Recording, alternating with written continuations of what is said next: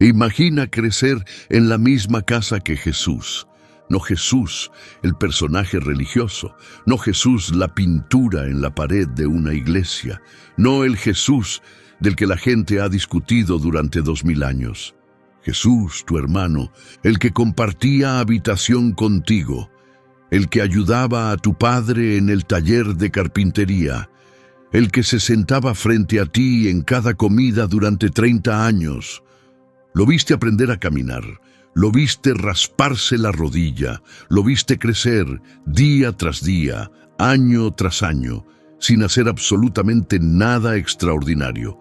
Y un día se levanta y le dice al mundo que es el Hijo de Dios. ¿Qué harías tú? Aquí hay algo que la mayoría de la gente no sabe. Jesús tenía hermanos, al menos 4. La Biblia los nombra directamente: Santiago, José, Simón, Judas. Y durante la mayor parte del ministerio de Jesús, ni uno solo de ellos creía que Él era quien decía ser. Pensaban que había perdido la razón. Intentaron intervenir. Fueron a buscarlo para llevárselo a casa porque les avergonzaba lo que estaba diciendo. No eran enemigos, no eran extraños, eran las personas que mejor lo conocían en todo el mundo y pensaban que todo era una locura. Pero algo ocurrió. Algo tan poderoso que transformó a esos escépticos en líderes que darían forma al futuro del cristianismo. Algo que convirtió a los que dudaban en mártires que eligieron la muerte antes que negar lo que habían visto. Esta es la historia completa de los hermanos de Jesús, la historia que casi nadie cuenta, la historia de familia, duda, traición, resurrección y redención. Y te prometo que, al final de este video, nunca volverás a leer los evangelios de la misma manera. Empecemos con un dato que sorprende a muchas personas. ¿Jesús realmente tenía hermanos? La respuesta, según la Biblia, es sí. Y no es algo oculto ni ambiguo. Varios pasajes los nombran directamente. El Evangelio de Mateo, capítulo 13. Jesús regresa a su pueblo natal, Nazaret, y comienza a enseñar en la sinagoga. Las personas que lo conocieron de niño se sorprenden por su sabiduría y dicen algo revelador. ¿No es este el hijo del carpintero? ¿No se llama su madre María y sus hermanos Santiago, José, Simón y Judas? ¿No están todas sus hermanas con nosotros? 4 hermanos, nombrados claramente, y varias hermanas cuyos nombres no conocemos. No era un secreto, no era algo discutido. La gente en Nazaret sabía que Jesús creció en una casa llena de hermanos. Ahora necesito aclarar algo antes de seguir. Durante 2000 años, algunos cristianos han argumentado que estos no eran realmente hermanos. La Iglesia Católica enseña que María permaneció virgen toda su vida. Así que estos hermanos debían ser primos o tal vez hijos de un matrimonio anterior de José. Otros cristianos toman el texto literalmente. Hermanos significa hermanos. No estoy aquí para resolver ese debate. Estoy aquí para contarte lo que la Biblia dice realmente sobre estos hombres, lo que sabemos por la historia y por qué su historia es una de las más dramáticas de todo el Nuevo Testamento. Porque independientemente de la interpretación que uno tenga, hay algo absolutamente claro. Estos hombres crecieron en la misma casa que Jesús. Lo conocían más íntimamente que casi cualquier otra persona en el mundo. Si alguien tenía razones para creer en él, eran ellos, y no lo hicieron.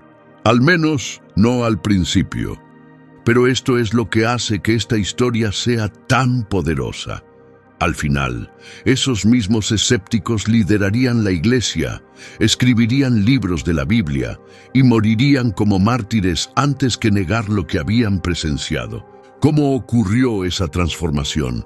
Eso es lo que venimos a descubrir. Para entender a los hermanos de Jesús, necesitamos comprender cómo fue realmente su infancia, porque no fue como la mayoría imagina. Jesús nació en Belén durante el reinado del rey Herodes. Poco después de su nacimiento, la familia huyó a Egipto para escapar de la masacre de niños ordenada por Herodes. Después de la muerte de Herodes, regresaron y se establecieron en Nazaret, un pequeño pueblo de Galilea. Y cuando digo pequeño, me refiero a muy pequeño. La población de Nazaret probablemente estaba entre 200 y 400 personas. Todos conocían a todos. No había secretos. Si tenías una pelea con tu esposa, todo el pueblo lo sabía antes de la cena. Si tu hijo se metía en problemas, todos los padres se enteraban antes del anochecer. José era carpintero, o más precisamente, un artesano que trabajaba con madera y piedra. Era un oficio respetable, pero no uno que diera riqueza. La familia habría sido de clase trabajadora, lo suficientemente estable para sobrevivir, pero definitivamente no próspera. La casa probablemente era pequeña, 1 o 2 habitaciones, suelo de tierra. Los animales se mantenían en el nivel inferior por la noche para dar calor. La privacidad prácticamente no existía. Ahora imagina ese entorno e imagina crecer en él junto a Jesús. Santiago, el mayor de los hermanos menores, habría observado a Jesús durante toda su vida. Lo habría visto de niño aprender a caminar. Habría jugado con él cuando era pequeño. Habría trabajado a su lado como adolescente en el taller de carpintería de su padre. Durante 30 años, Santiago tuvo un asiento en primera fila para todo lo que Jesús hacía. Y aquí está la parte que la gente suele olvidar. Durante todos esos años no ocurrió nada sobrenatural. Nada. Jesús no realizó ningún milagro hasta que tuvo alrededor de 30 años. No enseñaba en público, no reunía seguidores, no afirmaba ser alguien especial. Durante 3 décadas, Jesús fue simplemente el hijo mayor, el aprendiz del carpintero, el hombre que hacía mesas, arreglaba techos y ayudaba a los vecinos con sus proyectos de construcción. Sus hermanos tuvieron 30 años de pruebas de que Jesús era completamente, absolutamente común. 30 años viéndolo desayunar, 30 años viéndolo cansarse después del trabajo, 30 años viéndolo sin hacer absolutamente nada que sugiriera que fuera algo más que un ser humano normal. Y entonces, un día todo cambió. El Evangelio de Lucas nos dice que Jesús comenzó su ministerio público alrededor de los 30 años. Fue bautizado por Juan el Bautista en el río Jordán. Una voz del cielo declaró: «Este es mi Hijo, a quien amo». Pasó 40 días en el desierto siendo tentado por el diablo, y luego regresó a Galilea y comenzó a enseñar. La reacción fue inmediata y explosiva. Las multitudes se reunían donde quiera que iba. Ocurrían milagros. Los enfermos eran sanados. Los demonios eran expulsados. La noticia de este maestro de Nazaret, que hablaba con una autoridad nunca antes escuchada, se extendió por toda la región. Pero no todos estaban impresionados. Jesús regresó a Nazaret, su pueblo, el lugar donde todos lo conocían. Fue a la sinagoga en sábado, como lo había hecho toda su vida. Se levantó para leer del rollo del profeta Isaías. «El Espíritu del Señor está sobre mí, porque me ha ungido para anunciar buenas noticias a los pobres. Me ha enviado a proclamar libertad a los cautivos y dar vista a los ciegos, a liberar a los oprimidos, a proclamar el año del favor del Señor». Cada judío en esa sala sabía lo que ese pasaje significaba. Era una profecía mesiánica. Describía al Mesías, al que habían esperado durante siglos. Jesús enrolló el rollo, se lo devolvió al asistente, se sentó. Todos los ojos en la sinagoga estaban fijos en él. Y entonces Jesús dijo 7 palabras que lo cambiaron todo. «Hoy se cumple esta escritura delante de ustedes». Estaba afirmando ser el Mesías, ahí mismo, frente a personas que lo habían visto crecer, frente a personas que conocían a sus padres, a sus hermanos, a sus hermanas. La sala quedó en silencio, luego comenzaron los murmullos. ¿No es este el hijo de José? Lo habían visto crecer, conocían a su familia, sabían que era carpintero, no profeta. ¿Y ahora afirmaba cumplir una profecía mesiánica? Pero Jesús no retrocedió, fue más lejos. Señaló que los profetas nunca son aceptados en su propia tierra. Mencionó que Elías fue enviado a una viuda en Sidón y no a las viudas de Israel. Mencionó que Eliseo sanó a Naamán el sirio y no a los leprosos de Israel. La implicación era devastadora. El favor de Dios no va automáticamente a quienes creen merecerlo. Incluso su propio pueblo podría perderse lo que Dios está haciendo. La gente en la sinagoga se enfureció. Esto no solo era ofensivo, era blasfemia. Expulsaron a Jesús del pueblo. Lo llevaron al borde de un precipicio con la intención de arrojarlo y matarlo. Pero Jesús pasó en medio de la multitud y siguió su camino. Ahora imagina ser su hermano. Imagina ver esa escena desarrollarse. Tu hermano mayor, el que has conocido toda tu vida, acaba de afirmar ser el Mesías delante de todo el pueblo. Y ahora todo el pueblo quiere matarlo. ¿Qué haces con eso? ¿Qué dices siquiera al volver a casa esa noche? El Evangelio de Juan nos da una ventana a lo que los hermanos de Jesús realmente pensaban. Y no es bonito. Capítulo 7. Se acerca la fiesta de los tabernáculos. Esta era una de las principales fiestas judías, cuando multitudes de todo Israel se reunían en Jerusalén. Los hermanos de Jesús se le acercan con una sugerencia. Sal de Galilea y ve a Judea, para que tus discípulos allá vean las obras que haces. Nadie que quiera ser una figura pública actúa en secreto. Ya que haces estas cosas, muéstrate al mundo. A primera vista suena alentador. Lo están animando a ampliar su alcance, a llevar su mensaje a otros lugares, a ir a Jerusalén, donde están las grandes multitudes. Pero entonces Juan añade un comentario editorial que lo cambia todo. Ni siquiera sus propios hermanos creían en él. Léelo de nuevo. Ni siquiera sus propios hermanos creían en él. No era aliento, era burla. Lo estaban provocando, lo estaban desafiando. Piensa en el verdadero trasfondo de lo que estaban diciendo.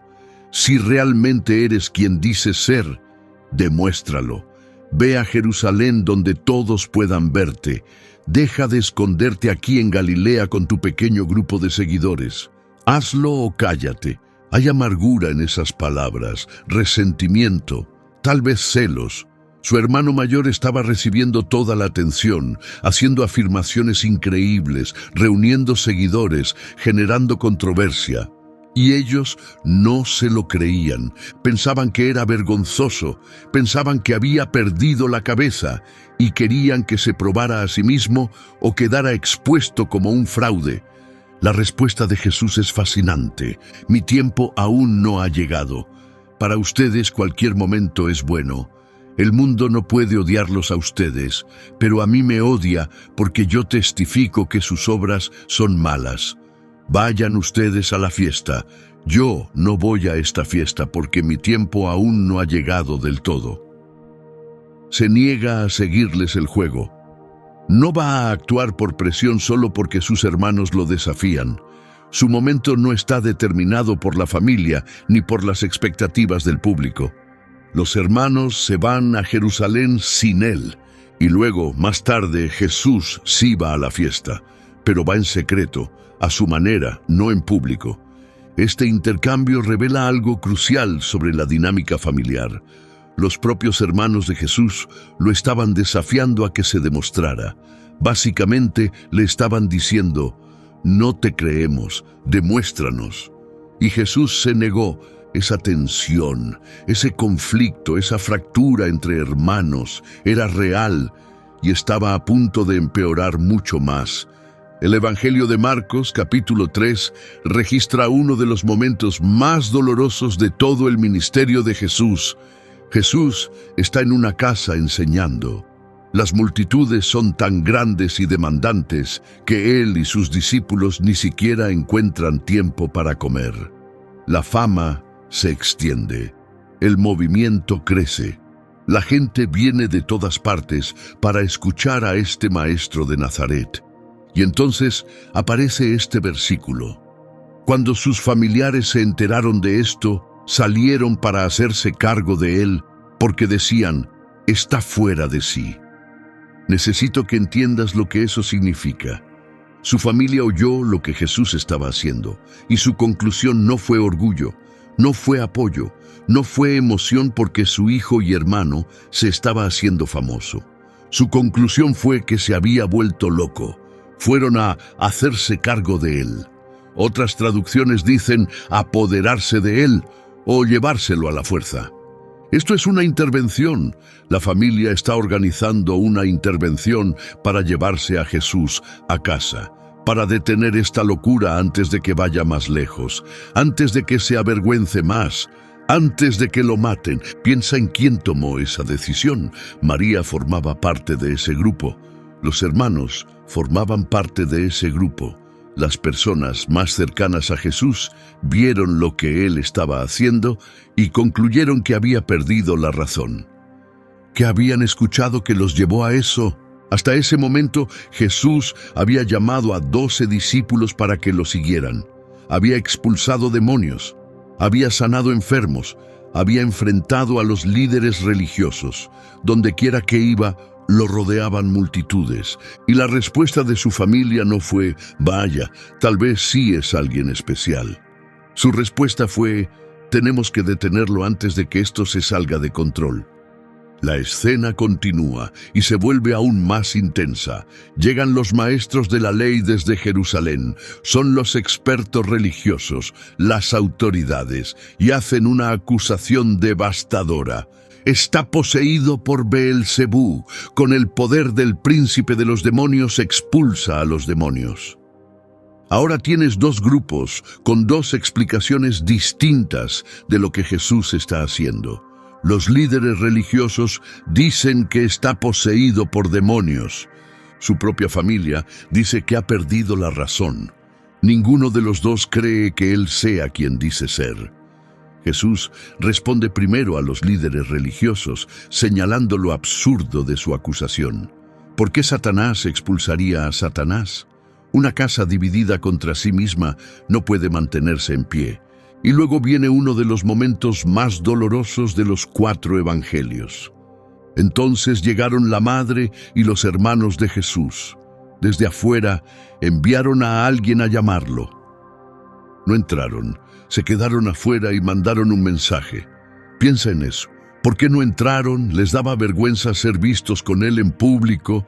¿Esperaban llevárselo en silencio sin hacer una escena? ¿Tenían miedo de lo que la gente pensara si los veían con él? Fuera cual fuera la razón, se quedaron afuera. Enviaron a un mensajero.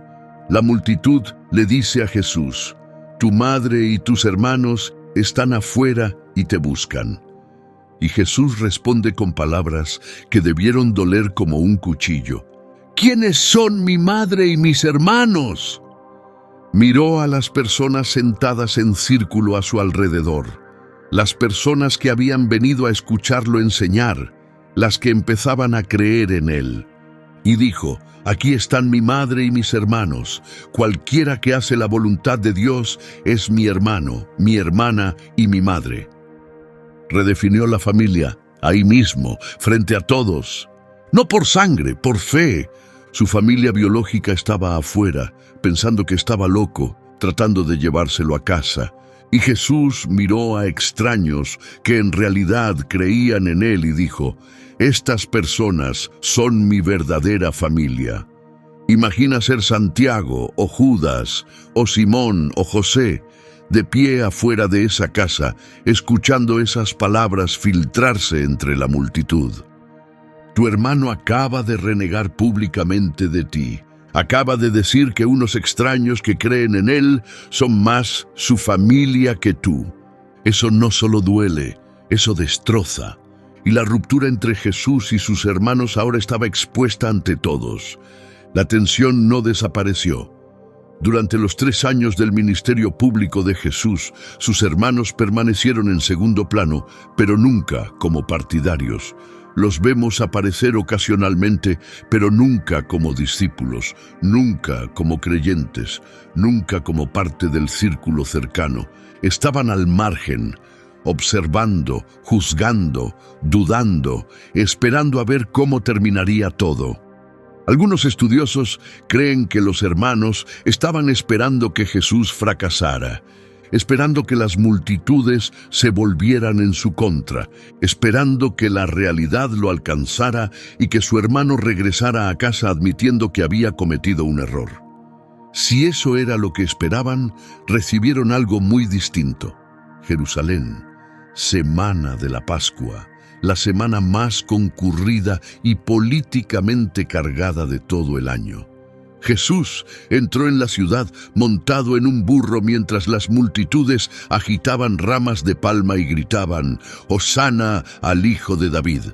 Era un cumplimiento deliberado de la profecía mesiánica, y todos lo sabían. Los líderes religiosos estaban furiosos, las autoridades romanas estaban nerviosas. Jesús fue al templo y volcó las mesas de los cambistas. Llamó al templo «cueva de ladrones».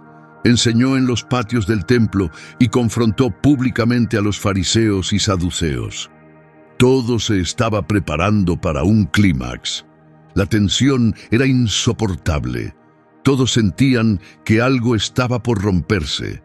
Entonces llegó el jueves por la noche, la última cena con sus discípulos, el jardín de Getsemaní, la traición de Judas, el arresto, y luego llegó el viernes, los juicios ante el Sanedrín, ante Pilato, ante Herodes, las burlas, los golpes, la corona de espinas, y luego el Gólgota, la cruz. ¿Dónde estaban los hermanos de Jesús? El Evangelio de Juan nos dice exactamente quién estaba al pie de la cruz, viendo morir a Jesús. María, su madre, la hermana de María, María Magdalena, María, esposa de Cleofás, y Juan, el discípulo amado. Su madre estaba allí, sus hermanos no. Deja que eso te impacte. Su madre tuvo el valor de estar de pie junto a la cruz y ver morir a su primogénito en una muerte agonizante. Pero Santiago, José, Simón y Judas no estaban por ningún lado. Estaban escondidos, tenían miedo de ser arrestados por estar relacionados con Jesús. Todavía pensaban que todo había sido un error y no querían estar conectados con eso. No sabemos la razón, pero su ausencia grita, y entonces Jesús hizo algo desde la cruz que hace que esa ausencia sea aún más dolorosa. Con agonía, luchando por respirar, Jesús miró a su madre, miró a Juan, que estaba junto a ella, y le dijo a su madre, «Mujer, ahí tienes a tu hijo». Y a Juan, «Ahí tienes a tu madre». Desde ese momento Juan recibió a María en su casa. Jesús confió el cuidado de su madre a Juan, no a Santiago, no a José, no a Simón, no a Judas, no a ninguno de sus hermanos biológicos. A Juan, un discípulo que ni siquiera era familia. ¿Por qué? Tal vez porque Juan estaba ahí y ellos no. Tal vez porque Juan había demostrado su fe, mientras que sus hermanos solo habían demostrado duda. Tal vez Jesús sabía que Juan cuidaría de María de una manera en que sus hermanos escépticos no lo harían. Cualquiera que haya sido la razón, Jesús pasó por alto a sus propios hermanos y le dio su madre a otra persona. Jesús murió ese viernes por la tarde, alrededor de las 3 de la tarde. Su cuerpo fue bajado de la cruz y colocado en una tumba prestada. Una piedra fue rodada sobre la entrada. Se asignaron guardias romanos para asegurarse de que nadie tocara el cuerpo. Y para los hermanos, eso debería haber sido el final. Su hermano mayor, delirante, finalmente había llevado las cosas demasiado lejos y terminó muerto. Fue una tragedia, pero en algún nivel tal vez lo habían visto venir. No puedes andar por ahí diciendo que eres el Mesías y desafiando al sistema religioso sin consecuencias. La historia había terminado. Estaban equivocados. 3 días después, el mundo cambió para siempre. Domingo por la mañana. La tumba estaba vacía. La piedra había sido rodada. El cuerpo ya no estaba. Unas mujeres que habían ido a ungir el cuerpo contaron haber visto ángeles. Luego dijeron haber visto al propio Jesús, vivo, caminando, hablando, real. Al principio los discípulos no les creyeron. Parecía una locura. El dolor jugando con la mente, ilusiones, histeria. Pero luego Jesús se apareció a Pedro, después a 2 discípulos en el camino a Emaús, luego al grupo reunido a puerta cerrada, luego a Tomás, que había exigido ver las marcas de los clavos y meter el dedo en las heridas. Durante los siguientes 40 días, Jesús se apareció a cientos de personas, comió con ellos, habló con ellos, les permitió tocarlo para demostrar que no era un fantasma, y en algún momento de esos 40 días, Jesús se apareció a Santiago. Esto no está registrado en los evangelios. Lo sabemos por la primera carta de Pablo a los Corintios, capítulo 15. Pablo enumera las apariciones de Jesús resucitado como prueba de que realmente volvió de entre los muertos. Se apareció a Cefas y luego a los 12. Después se apareció a más de 500 hermanos a la vez, la mayoría de los cuales vive aún, aunque algunos ya han muerto. Luego se apareció a Santiago y después a todos los apóstoles. ¿Lo captaste? En una lista de apariciones, Pablo menciona específicamente a Santiago. No Santiago, el discípulo, hijo de Zebedeo. Santiago, el hermano de Jesús. ¿Por qué Pablo menciona esta aparición en particular? Porque importa, porque fue significativa, porque algo ocurrió en ese encuentro que lo cambió todo. Piensa dónde estaba Santiago antes de ese momento. Había observado a Jesús durante 30 años sin ver nada milagroso. Había escuchado a Jesús decir que era el Mesías y pensaba que estaba loco. Fue parte de la familia que trató de llevárselo a casa. Se quedó fuera de una casa mientras Jesús lo desconocía públicamente. Estuvo ausente cuando Jesús fue crucificado. Tenía 30 años de pruebas de que Jesús era una persona común y 3 años de pruebas de que estaba delirando. Y ahora Jesús estaba frente a él, vivo. No sabemos qué se dijeron. La Biblia no registra esa conversación, pero daría cualquier cosa por haber estado allí. ¿Qué le dices a tu hermano, al que creías loco, cuando está de pie frente a ti resucitado? ¿Qué le dices cuando te das cuenta de que estabas equivocado sobre lo más importante de la historia? ¿Qué le dices cuando pasaste años burlándote, dudando y rechazando a alguien que resultó ser exactamente quien decía ser? No tenemos las palabras, pero tenemos el resultado. Santiago creyó. En un instante todo cambió. El escéptico se convirtió en creyente. El que dudaba se volvió seguidor. El hermano que pensaba que Jesús había perdido la razón, ahora sabía que Jesús era el Hijo de Dios. Y Santiago no fue el único. El libro de los Hechos, capítulo 1. Jesús ha ascendido al cielo. Los discípulos se han reunido en un aposento alto en Jerusalén para orar y esperar al Espíritu Santo que Jesús prometió. Lucas nos da una lista de quienes estaban en esa habitación. Los 11 apóstoles restantes, algunas mujeres, incluida María, la madre de Jesús. Y luego esta frase, junto con sus hermanos. Sus hermanos estaban allí, Santiago, José, Simón, Judas, los hombres que no creyeron durante el ministerio de Jesús, los que intentaron llevárselo a casa, los que no estuvieron en la cruz, los que pensaron que estaba loco. Ahora estaban reunidos con los creyentes, orando, esperando, creyendo. La resurrección lo cambió todo. Lo que sea que ocurrió cuando Jesús se apareció a Santiago, se extendió a toda la familia. Todos los hermanos creyeron. Todos se unieron al movimiento que habían despreciado y ridiculizado durante 3 años. Pasaron de «está fuera de sí» a orar en el aposento alto, esperando al Espíritu Santo junto a los apóstoles. Eso es transformación. Eso es el poder de encontrarse con el Jesús resucitado. Lo que sucedió después es una de las transiciones de liderazgo más notables de la historia. En solo unos pocos años, Santiago no solo era un creyente, era el líder de toda la iglesia en Jerusalén.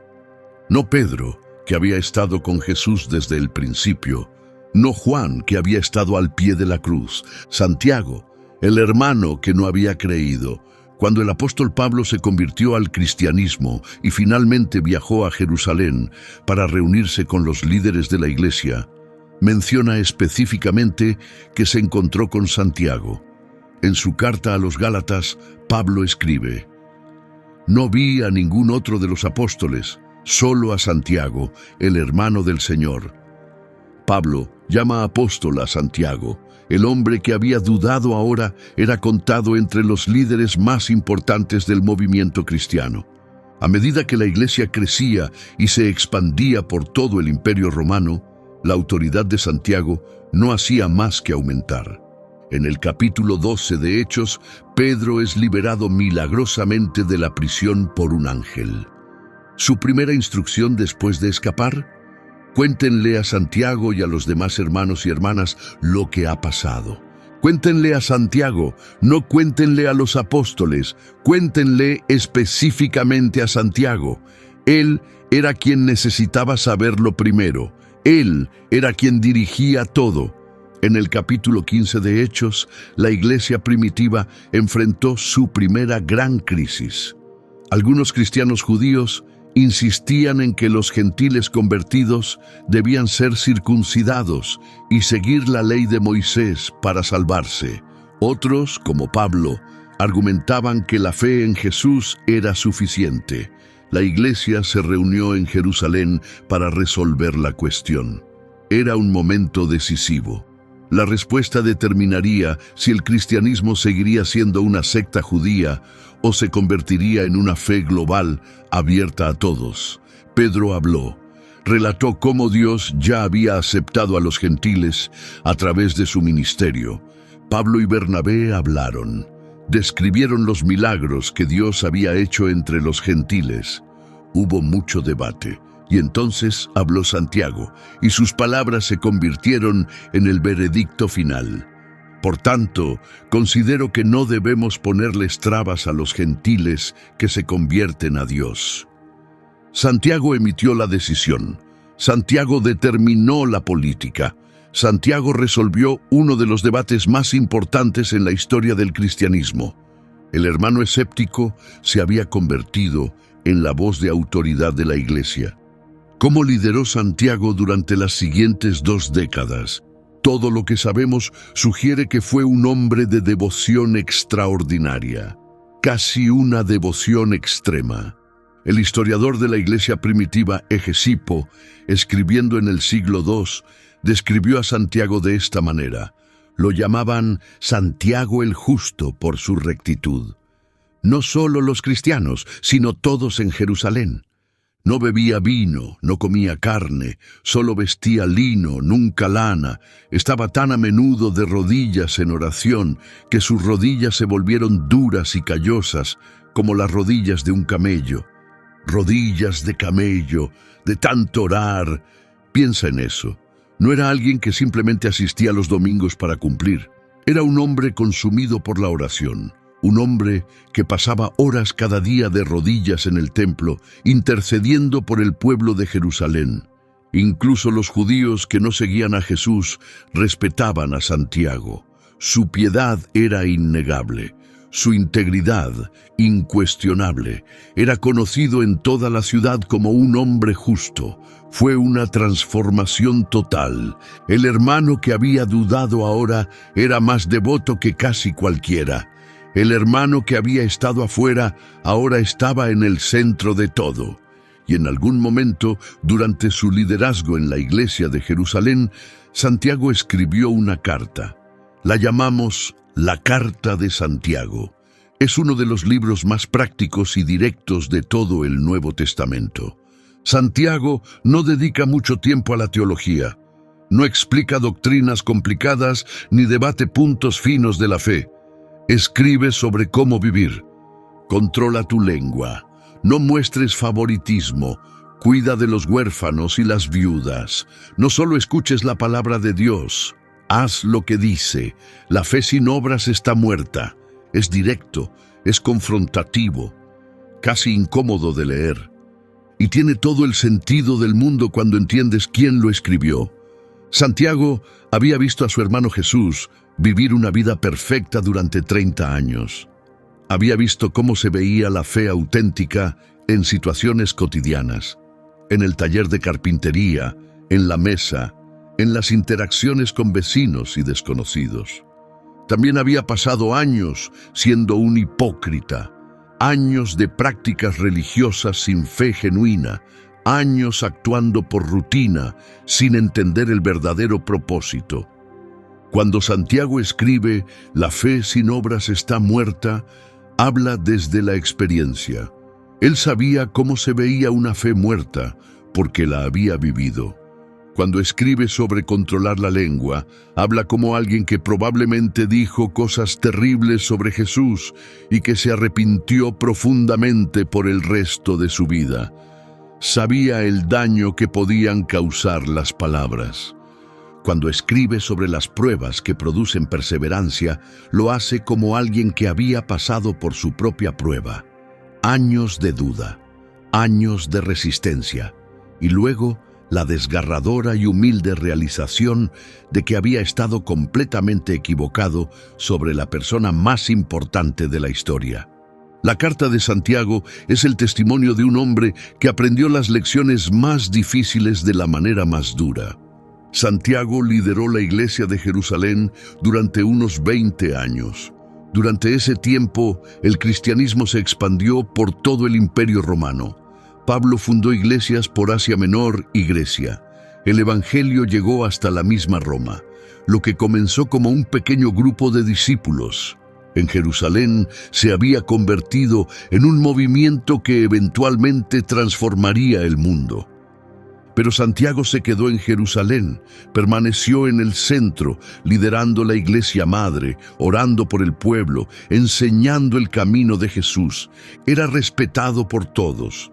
Incluso las autoridades judías, que se oponían al cristianismo, no podían negar su rectitud personal. Y luego, alrededor del año 62 después de Cristo, todo llegó a su fin. El gobernador romano de Judea, Festo, murió inesperadamente. Su reemplazo, Albino, estaba viajando hacia la región, pero aún no había llegado. Por un breve período no había autoridad romana en Judea. El sumo sacerdote en ese momento era un hombre llamado Anano. Era joven, ambicioso, despiadado y hostil al creciente movimiento cristiano, y vio una oportunidad. Sin un gobernador romano que lo detuviera, Anano convocó al Sanedrín y presentó cargos contra Santiago. El antiguo historiador Josefo, que no era cristiano y no tenía razón para inventarlo, registró lo sucedido. Anano convocó al Sanedrín de jueces y presentó ante ellos al hermano de Jesús, llamado Cristo, cuyo nombre era Santiago, y a algunos otros, y habiendo formulado una acusación contra ellos como transgresores de la ley, los entregó para que fueran apedreados. Santiago fue ejecutado, lapidado hasta la muerte por su fe en su hermano. Pero otras fuentes antiguas agregan más detalles a la historia, y los detalles son impactantes. Según Hegesipo, los escribas y fariseos se acercaron a Santiago con una petición. El movimiento cristiano estaba creciendo. Demasiadas personas estaban creyendo en Jesús. Necesitaban a alguien con credibilidad para calmar las cosas.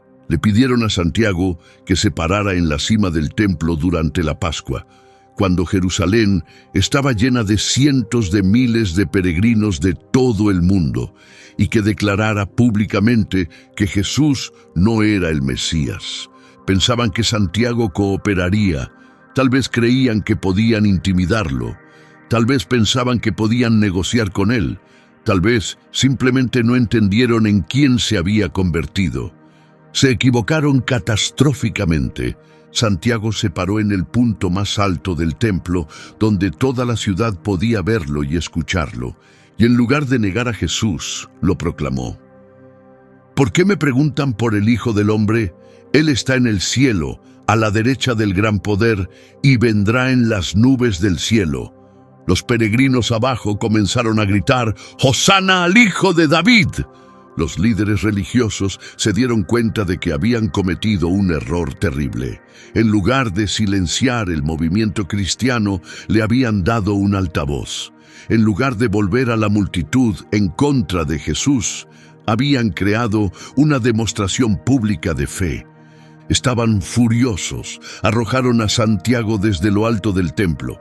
La caída fue de al menos 30 metros. Debería haberlo matado al instante. Pero Santiago sobrevivió a la caída, roto, sangrando, pero vivo. Logró levantarse de rodillas. Y mientras recogían piedras para acabar con él, Santiago oró: «Padre, perdónalos, no saben lo que hacen». Las mismas palabras que Jesús oró desde la cruz. El hermano que había dudado murió con la misma oración en los labios que el hermano que lo había salvado. Llovieron piedras. Un relato dice que un batanero, un hombre que trabajaba procesando telas, tomó su mazo pesado y golpeó a Santiago en la cabeza, acabando con su vida. Santiago el justo había muerto, el escéptico que se convirtió en creyente, el que dudaba y se convirtió en líder, el hermano que observó a Jesús durante 30 años sin creer y luego dio su vida antes que negarlo. Pero Santiago no fue el único hermano que dejó una huella duradera en el cristianismo. Judas, también llamado Judá para evitar confusión con Judas Iscariote, también escribió una carta. Es uno de los libros más cortos de toda la Biblia, solo 25 versículos, pero increíblemente poderoso. Y la manera en que Judá comienza su carta lo dice todo sobre en quién se había convertido. Pudo haberse presentado como el hermano de Jesús. Eso le habría dado credibilidad y autoridad al instante. Si estás escribiendo una carta a las iglesias y puedes decir: «Soy hermano de Jesús», ¿por qué no hacerlo? Pero eso no fue lo que escribió Judá. Judá, siervo de Jesucristo y hermano de Santiago. Siervo de Jesucristo. No hermano de Jesucristo. Piensa en la humildad de esa elección. Creció en la misma casa que Jesús. Compartieron comidas. Tenían la misma madre. Y sin embargo, Judá elige identificarse como siervo, no como hermano. Quizá Judá sintió que había perdido el derecho de reclamar esa relación por sus años de incredulidad. Quizá le daba vergüenza cuánto tardó en ver la verdad. Quizá entendía que ser hermano biológico no significaba nada comparado con ser un siervo fiel. Sea cual sea la razón, eligió el título menor. Y esa elección revela a un hombre completamente humillado. La carta de Judá en sí es una advertencia feroz contra falsos maestros que se habían infiltrado en la iglesia. Los describe con imágenes vívidas, casi violentas. Nubes sin lluvia, llevadas por el viento. Árboles de otoño sin fruto, desarraigados y 2 veces muertos. Olas salvajes del mar que arrojan su espuma vergonzosa. Estrellas errantes para quienes la oscuridad más densa ha sido reservada para siempre. Esto no es un mensaje pastoral suave, es un hombre en guerra contra el engaño. Y tiene sentido cuando piensas en quién era Judá. Él mismo había sido engañado por sus propias dudas, por sus suposiciones, por su incapacidad de ver lo que tenía justo delante durante 30 años.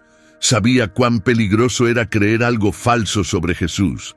Así que, cuando vio a otros llevar a la gente por mal camino, atacó con todo lo que tenía. La carta termina con una de las bendiciones más hermosas de toda la Escritura. al único Dios, nuestro Salvador, que puede guardarlos para que no caigan y presentarlos sin mancha y con gran alegría ante su gloriosa presencia. A Él sea la gloria, la majestad, el dominio y la autoridad, por medio de Jesucristo nuestro Señor, antes de todos los siglos, ahora y para siempre. Amén. El hermano que había tropezado durante años escribió sobre un Dios que podía evitar que otros tropezaran. El hombre que había caído escribió sobre estar sin culpa ante la presencia de Dios. Eso no es teología, es testimonio. ¿Y qué hay de los otros dos hermanos, José y Simón? La respuesta honesta es que no sabemos mucho. Son nombrados en los evangelios junto con Santiago y Judá. Estaban en el aposento alto, en Hechos capítulo 1, orando con los discípulos después de la ascensión de Jesús. Más allá de eso, la Biblia guarda silencio sobre ellos específicamente. Algunas tradiciones de la Iglesia sugieren que participaron en misiones. Algunas dicen que fueron martirizados por su fe. Eusebio, un historiador temprano de la Iglesia, menciona que los nietos de Judá fueron llevados ante el emperador romano Domiciano y cuestionados sobre su fe.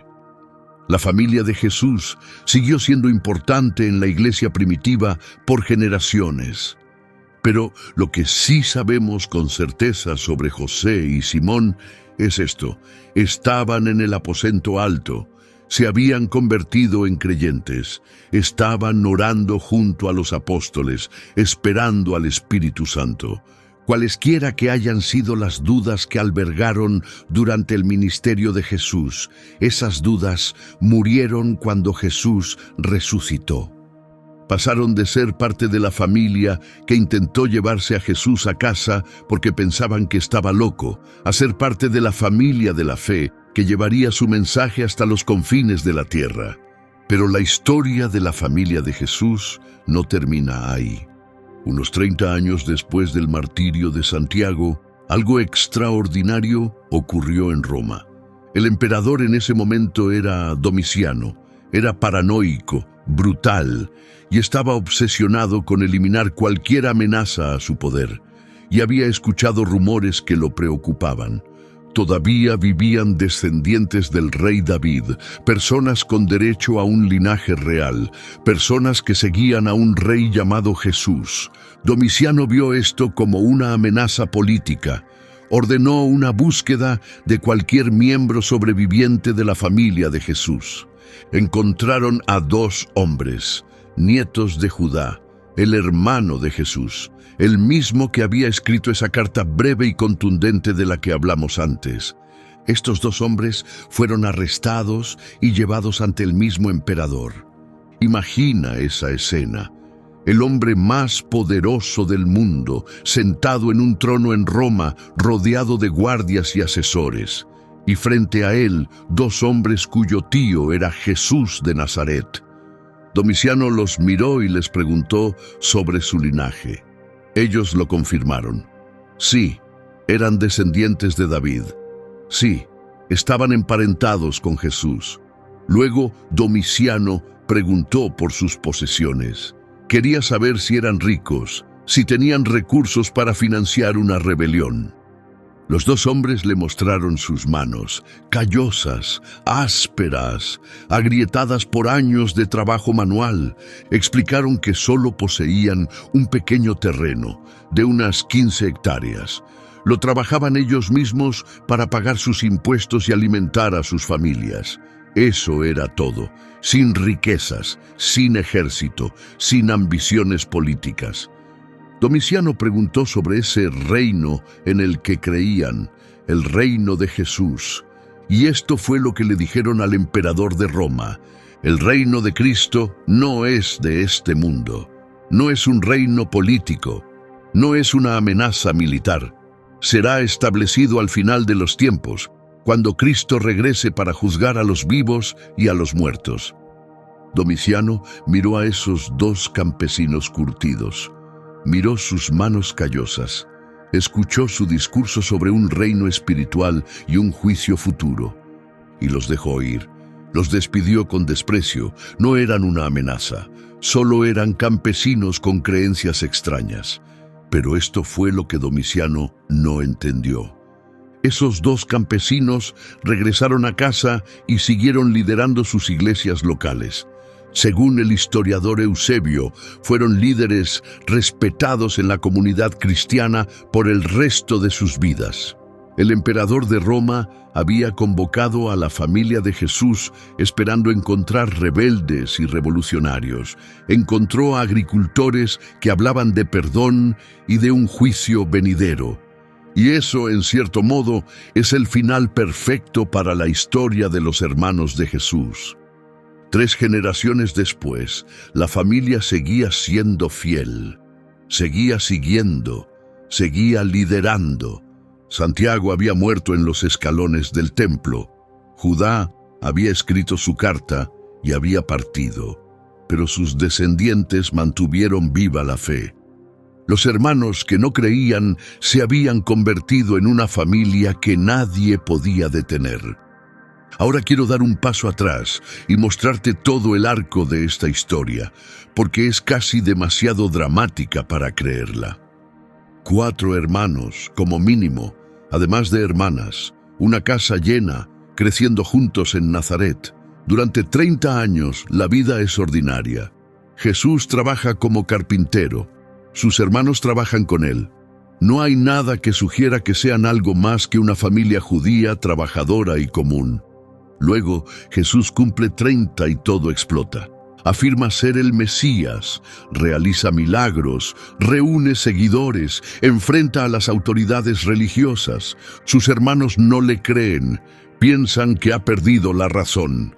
Intentan llevárselo a casa, lo desafían a probar quién es, se burlan de él. Jesús redefine la familia. Quien hace la voluntad de Dios es su hermano, su madre y su hermana. Los hermanos biológicos están afuera, excluidos. Durante 3 años, los hermanos se mantienen al margen, observando, dudando, esperando que todo termine. Y termina en una cruz. Jesús es arrestado, torturado y crucificado. Sus hermanos están ausentes. Su escepticismo parece justificado. Su hermano loco finalmente fue demasiado lejos. Y luego, 3 días después, Jesús resucita de entre los muertos. Se aparece a cientos de personas durante 40 días. Se le aparece específicamente a Santiago. Todo cambia. Los hermanos que no creían se convierten en creyentes, están en el aposento alto en Pentecostés, reciben el Espíritu Santo junto con los demás. Santiago se convierte en el líder de la iglesia de Jerusalén, no Pedro, no Juan, sino Santiago. Lidera durante 20 años, escribe una carta que se convierte en parte del Nuevo Testamento, muere como mártir, orando por sus asesinos con las mismas palabras que Jesús oró desde la cruz. Judá escribe una carta, también se convierte en parte del Nuevo Testamento. Los hermanos que mejor conocían a Jesús y menos creían en él se convirtieron en pilares de la fe. ¿Por qué importa esta historia? ¿Por qué pasé 40 minutos contándotela? Porque destruye cualquier excusa para no creer. Piensa en la posición de los hermanos. Tenían todas las razones para rechazar a Jesús. Lo conocían demasiado bien, lo habían visto crecer, lo habían visto ser ordinario durante 30 años. La familiaridad engendró desprecio. Pero su familiaridad no los descalificó de la fe. Cuando finalmente se encontraron con el Jesús resucitado, creyeron, y su fe tardía no los descalificó del liderazgo. Santiago se convirtió en líder de la iglesia. Judá escribió Escritura. Si has sido escéptico durante años, no estás descalificado. Si te has burlado de los creyentes, no estás descalificado. Si te has mantenido al margen mientras todos los demás parecían experimentar algo real, no estás descalificado. Los hermanos de Jesús prueban que nunca es demasiado tarde. Pero esto es lo que más me impacta de esta historia. Santiago no fue convencido por argumentos, no fue persuadido por milagros que escuchó de segunda mano, no fue conmovido por las multitudes ni por la emoción. Fue transformado por un encuentro personal con el Jesús resucitado. Tuvo que verlo con sus propios ojos. Tuvo que pararse frente a su hermano vivo después de estar muerto y darse cuenta de que todo lo que había creído durante 30 años estaba equivocado. Ese encuentro lo cambió todo y creo que ese es el punto. Puedes crecer en la iglesia. Puedes conocer todas las historias bíblicas, puedes estar familiarizado con todos los conceptos y términos religiosos, pero la familiaridad no es fe. Los hermanos estaban más familiarizados con Jesús que cualquiera de nosotros jamás estará. Compartieron casa con Él, comieron con Él, trabajaron con Él, y no fue suficiente. Aún así, no creían.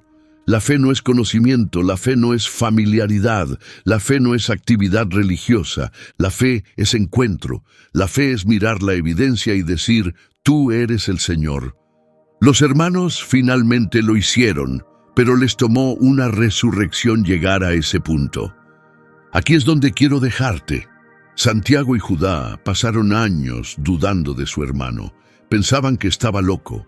Se avergonzaban de él, querían llevárselo a casa y acabar con la locura. Y cuando finalmente creyeron, no se convirtieron en seguidores casuales, no se protegieron, no mantuvieron un pie en cada mundo, lo entregaron todo. Santiago lideró la iglesia, pasó tantas horas en oración que sus rodillas se volvieron como las de un camello. Murió en los escalones del templo antes que negar lo que sabía que era verdad. Judá escribió con ferocidad contra cualquiera que quisiera desviar a las personas de la verdad. Había sido engañado por sus propias dudas durante demasiado tiempo. No iba a permitir que otros cometieran el mismo error. Ambos hermanos dejaron cartas que han guiado a los creyentes por 2000 años. Su historia es una historia de segundas oportunidades, de transformación, de dudas que se convirtieron en una fe tan fuerte que estuvieron dispuestos a morir por ella. Tal vez tú has sido un escéptico, tal vez has observado desde fuera mientras otros parecían experimentar algo real. Tal vez has sido quien se quedó afuera con los brazos cruzados esperando una prueba. La historia de los hermanos de Jesús dice que no es demasiado tarde. Pasaron de decir, está fuera de sí, a proclamar, es el Hijo de Dios. De burlarse a ser mártires, de estar afuera a liderar la iglesia. Si les pasó a ellos, le puede pasar a cualquiera, incluso a ti. Si este video te impactó, necesito que hagas algo. No hagas clic simplemente al siguiente video. Detente un segundo. Suscríbete si quieres más contenido como este. Aquí profundizamos en historias bíblicas que la mayoría nunca ha escuchado realmente. Deja un comentario y dime qué historia quieres que cuente la próxima vez. Leo cada uno. Y si conoces a alguien que necesita escuchar esto, alguien que ha estado dudando, alguien que ha estado afuera, alguien que piensa que ha sido escéptico durante demasiado tiempo, envíale este video. La historia de los hermanos de Jesús podría ser exactamente lo que necesita. Nos vemos en el próximo video.